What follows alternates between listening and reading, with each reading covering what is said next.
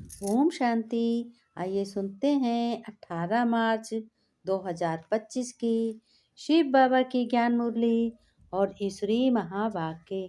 आज परमपिता परमात्मा स्वयं भगवान अपने बच्चों को क्या कह रहे हैं? कह रहे हैं, मेरे मीठे बच्चों, प्यारे बच्चों, अति दुलारे बच्चों, इस समय जानते हो कौन सी चीज बहुत बहुत अनमोल है? बाबा कह रहे हैं अमूल्य है और तुम हद से क्या निकाल कर बेहद में आए हो। बाबा ने कहा बच्चों, इस समय तुम्हारी यह जीवन, जो तुम्हारा ये जन्म है, ये तुम्हारा नया जन्म है, ये तुम्हारा ईश्वरी जन्म है, 84वां जन्म है। तो इसलिए ये जन्म तुम्हारा बहुत ही अनमोल है। बाबा ने कहा जीवन भी बहुत बहुत अमूल्य है। बाबा कह रहे हैं क्योंकि बच्चों जानते हो तुम हद से निकल बेहद में आए हो। हद माने थोड़ा, थोड़ा से निकल, थोड़े सुख से निकल तुम बेहद सुख में आए हो। तुम बच्चे जानते हो भगवान कहते हैं कि हम इस जगत का कल्याण करने वाले हैं। तुम ही बच्चे इस जगत का कल्याण करने वाले हो और तुम ही श्रेष्ठ हो, तुम ही विश्व कल्याणकारी हो। भगवान कहते हैं प्रश्न में कि बाप के वर्षे का अधिकार किस पुरुषार्थ से बच्चों प्राप्त होता है। यानी भगवान कहते हैं कि जैसे भगवान के बच्चे तुम हो, तो बच्चों को अपने पिता, सत्य पिता परमात्मा का अधिकार कैसे प्राप्त होगा? इसके लिए तुम क्या करोगे? कैसे प्राप्त होगा? कैसे तुम्हें सुख मिलेगा? तो बाबा कहते हैं, ध्यान से सुनो, ये उत्तर में बाबा ने कहा कि तुम्हें सुख मिलेगा कि धीरे धीरे इस ज्ञान को भी सदा भाई भाई की दृष्टि रहे।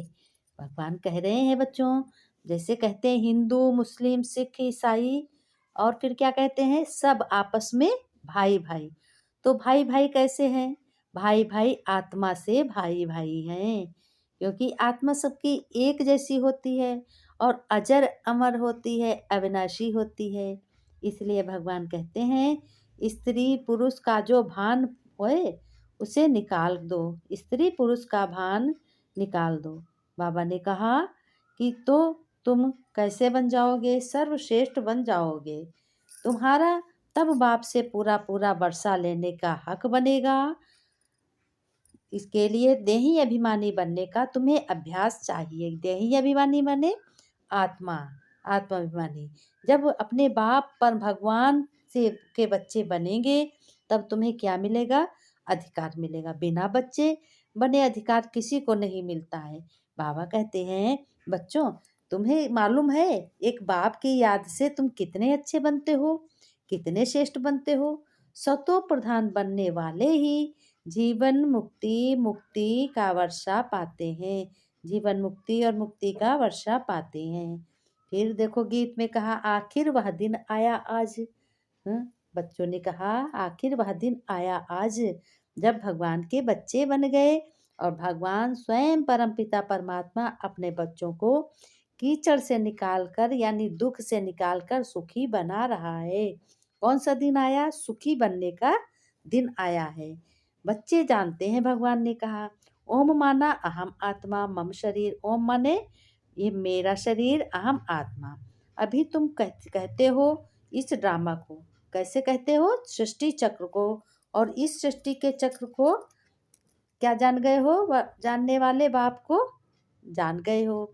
सृष्टि चक्र के बाप को जान गए हो। कौन है बाप? भगवान परम पिता परमात्मा। क्योंकि बच्चों तुम ये भी जानते हो कि चक्र को जानने वाले को क्या कहते हैं? रचयिता कहते हैं। रचता और रचना को तुम भी नहीं जानते थे पहले। जब से तुम ईश्वर के बच्चे बने हो, भगवान के बच्चे बने हो, तो तुम्हें ये भी ज्ञान हो गया है कि रचता कौन है, रचना कौन है। रचना किसको कहा जाता है और रचता किसको कहा जाता है? बाबा कहते हैं जैसे पढ़े लिखे बहुत विद्वान पंडित भी होते हैं, वो भी नहीं जानते हैं, उन्हें भी अपना बहुत घमंड होता है। वो कहते हैं सब कुछ हमें ही मालूम, परंतु उनको भी यह कुछ पता नहीं है कि क्या रचना होती, क्या रचता होता। ज्ञान भक्ति और वैराग्य, ये 3 चीज़ें जानते हो? इनका भी अर्थ कोई नहीं जानते, पंडित भी नहीं जानते। सन्यासियों को वैराग्य आता है, बाबा ने कहा। भगवान कहते हैं सन्यासियों को वैराग्य किसका आता है? घर का। घर से निकल जाते हैं, वैराग्य ले लेते हैं। उन्हों को की भी ऊंच और नीच की ईर्षा नहीं रहती, उनको कोई भी चीज़ की चिंता नहीं रहती है, ना उन्हें जलन रहती है, ना वो किसी को दुख देते हैं। दुख सुख के लिए ही तो निकल जाते हैं। बाबा ने कहा मध्य यह ऊंच कुल का है। ये कौन है? ऊंच कुल के तुम सभी हो। ये मध्यम कुल का है, ये बहुत चलता है।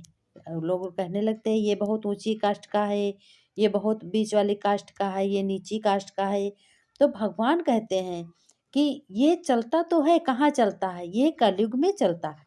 कुंभ के मेले में भी उन्होंने बहुत समझाया। किसको समझाया? बाबा कहते हैं ये भी तो देह अभिमान हुआ ना। दुनिया में जो भी मनुष्य मात्र हैं सब देह अभिमानी।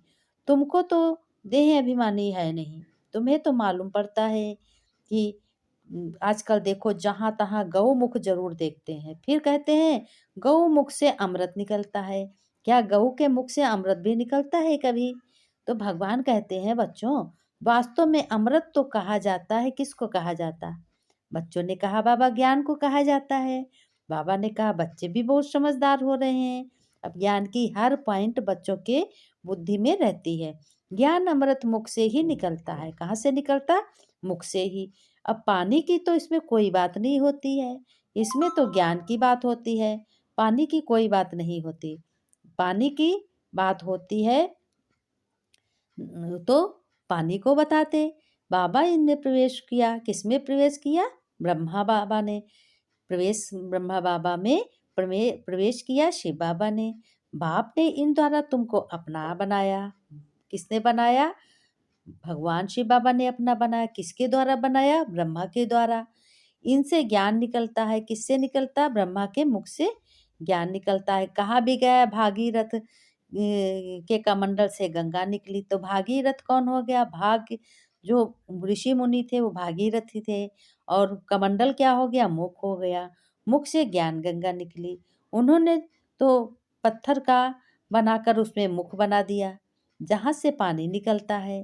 भगवान कहते हैं वह तो सब भक्ति की रस्म हो गई। तो बच्चों बातें तुम जानते हो, भीष्म पितामह आदि को भी तुम जानते हो। कहते हो कि भीष्म पितामह भी बाढ़ लगाए। तो तुम्हें ब्राह्मण कुमारी है, तुम तो कुमार हो, तुम तो ब्राह्मण हो। बाबा कहने लगे कि कुमारी दोनों के मंदिर हैं। बाबा कहते हैं, अब बाप बैठ समझाते हैं कि बच्चों तुम तो देह अभिमानी में आने से ये सब भूल जाते हो कि हम भाई बहन हैं।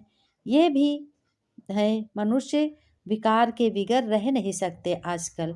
भगवान कहते हैं विकारों से मुक्ति पाओ, पवित्र बनना है। संपूर्ण निर्विकारियों की पूजा करते हैं। गाते भी हैं हम संपूर्ण निर्विकारी, हम विकारी पापी हैं। कैसे गाते हो? मंदिर में गाते हो हम कपटी हैं, हम पापी हैं। आरती गाते हो माता पिता तुम मेरे शरण हूँ मैं किसकी, तुम बिन और न दूजा आस करूँ किसकी, अब दुख दूर करो संकट दूर करो, कहते हो ना। बाबा ने कहा कि देखो भक्ति में क्या हाल हो गया। बाप ने समझाया आज बहुत है। कह रहे हैं मुख्य धर्म है 4 शास्त्र। एक तो डिटिज्म, इसमें ब्राह्मण देवता क्षत्रिय तीनों ही आ जाते हैं। बाप ब्राह्मण धर्म स्थापन करते हैं। कौन? भगवान। ब्राह्मणों की चोटी भी लंबी दिखाई जाती है संगम युग की। इस वक्त पवित्रता। तुम ब्राह्मण अभी पुरुषोत्तम बन रहे हो। क्या बन रहे हो? सभी पुरुषों में उत्तम बन रहे हो। ब्राह्मण बने फिर देवता बनते हो। पहले ब्राह्मण बनते हो फिर देवता बनते हो। वह ब्राह्मण भी है विकारी। जो ब्राह्मण अपने को कहते हैं है ब्राह्मण और कहते हैं हम पंडित हैं, ब्राह्मण हैं, लेकिन दलिद्र बहुत होते हैं।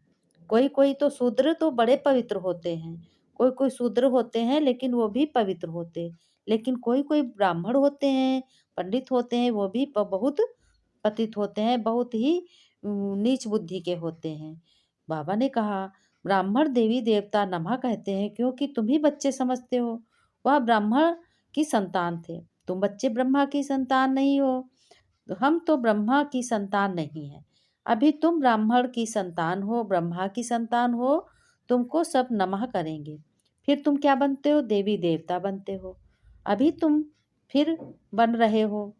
ये समय तुम्हारी, यह जीवन बहुत बहुत अमूल्य है इस समय ना, कि क्योंकि तुम जगत की माताएं गाई हो। जगत में सबसे बड़ी जय जयकार किसकी होती है? माताओं की होती है। बाबा समझाते हैं कि तुम बच्चे जानते हो इस जगत का कल्याण तुम करने वाले हो, तो हर एक आत्मा जगत पिता ठहरे। इस नरक में मनुष्य बड़े दुखी हैं। इस कलयुग में मनुष्य बहुत ही दुखी हैं और हम उनकी रूहानी सेवा करने आए हैं, ऐसा भगवान ने कहा। हम उन्हों को स्वर्गवासी बनाकर ही छोड़ेंगे। ये किसने कहा? ये भगवान स्वयं परमपिता ने कहा। तुम बच्चों को कहा तुम हो सेना। इनको युद्ध स्थल भी कहा जाता है।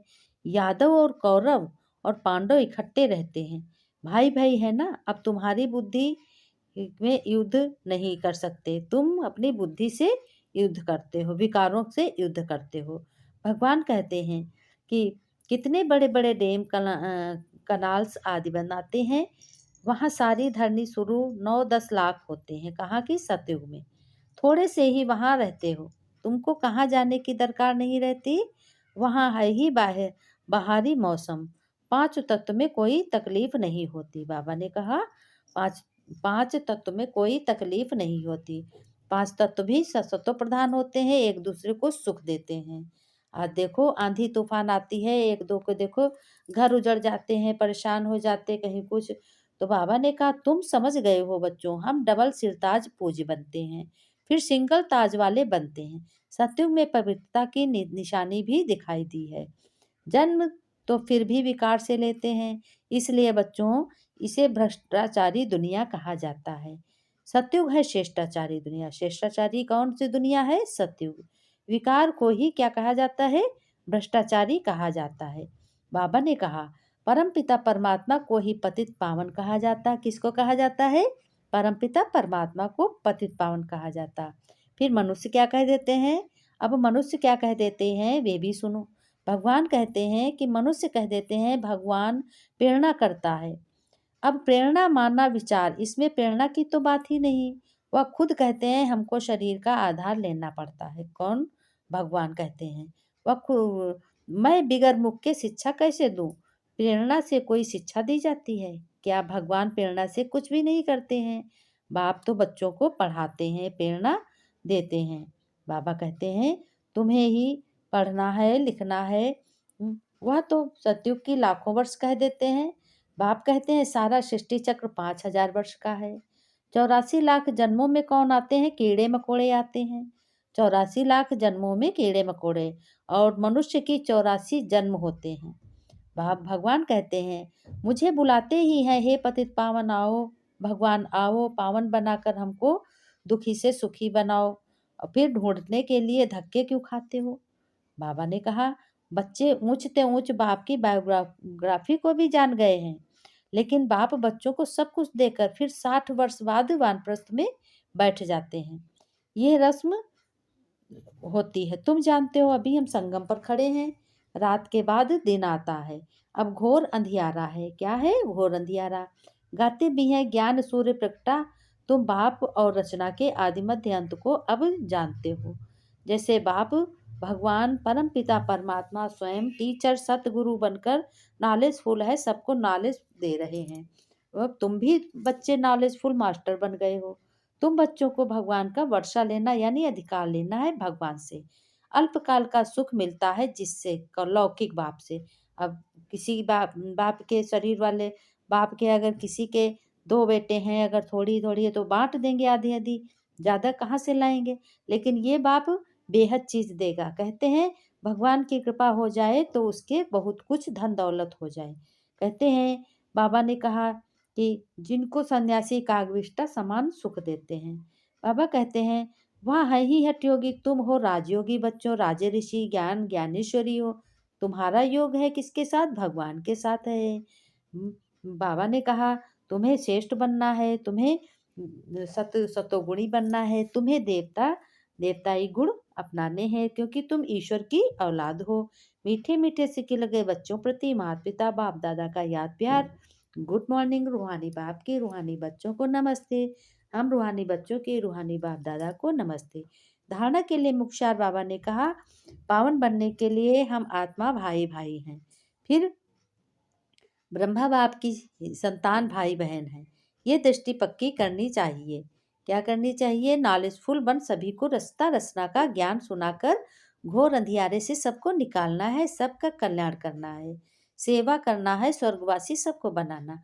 वरदान मास्टर ज्ञान सागर बन ज्ञान की गहराई में जाने वाले अनुभवी रत्नों को संपन्न भव।